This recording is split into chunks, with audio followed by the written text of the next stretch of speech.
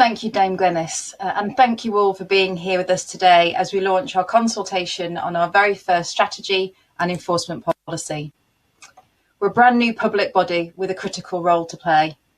I'd like to thank all of our stakeholders in our community, Parliament and government who have championed and enabled the creation of the OEP, and for their ongoing support, time and energy in helping us get up and onto our feet.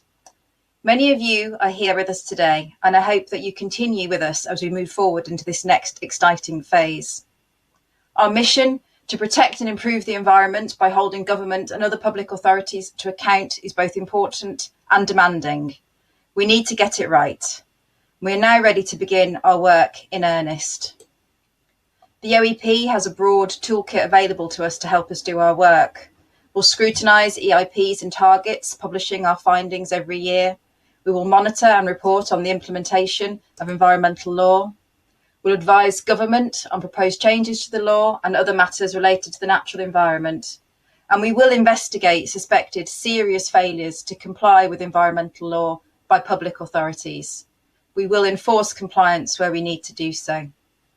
Our toolkit empowers us to undertake a breadth of work, but these activities need to be targeted and coordinated if they are to drive genuinely positive change.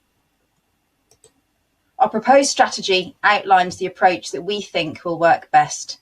It fleshes out our ambition about how we can make a significant contribution. We set out clearly our core aim to focus specifically on those areas where our actions will have the greatest positive impact. We launched this strategy for consultation with more than half of our initial staff recruitment complete, and our transition to functional independence from DEFRA very nearly complete. We start as an organisation which will have 53 staff in this, our initial phase. We must prioritise carefully as we identify the issues on which we will act, as well as the approaches we take, drawing on our toolkit. We will do that transparently, not least because in making these choices, there will be matters that we choose not to prioritise, and we know that these choices will not be easy ones. We set out in our strategy how we intend to make those choices and the factors that we will take into account so that our decisions can be well understood. Purposeful prioritisation will also ensure that we make effective use of public money.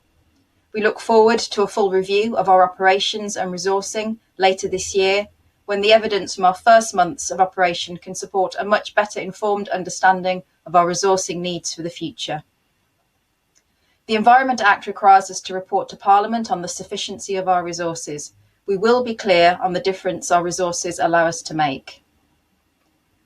Key to many of the approaches in our strategy are appropriate, productive relationships with other organisations, including those we oversee. We have already begun our work with a wide range of stakeholders. We are committed to being a learning and listening organisation, consciously working to bring diversity of perspective, thought and challenge to our work. We recognise the value to us of the technical expertise, insight and on-the-ground experience of others. We aim to earn our authority so that our voice is one that is heard, respected and can therefore influence better outcomes for the environment and people's health and well-being. We aim to be a trusted voice with a commitment to evidence and sound analysis. I'm so delighted with the support we've had from such a wide range of stakeholders. We've listened carefully to your advice, drawn on your insight, and I hope that many of you can see that reflected in our proposals today. I hope that you will read our consultation with interest and respond with your views. As I said at the start, we need to get this right and you can help us do that. Finally, I wanted to say that it has been a privilege to lead the OEP into its first operational year. As we have formed over the last few months, the calibre and expertise of our board members and both our interim and permanent staff has enabled us to move forward at considerable pace. I'll be handing over shortly to a number of our staff to talk you through the detail of our proposals. Every one of them has played a key part in getting us to this point, and each will play a key role in implementing our approach going forward. Together, we are committed to developing the OEP to be the best it can be. I look forward to working with them and with you to deliver this strategy for the lasting benefit of people and the environment. Thank you. I'll hand back to Mike now. Thank you so much, Natalie and Dame Glenys, for setting the scene for us so well there.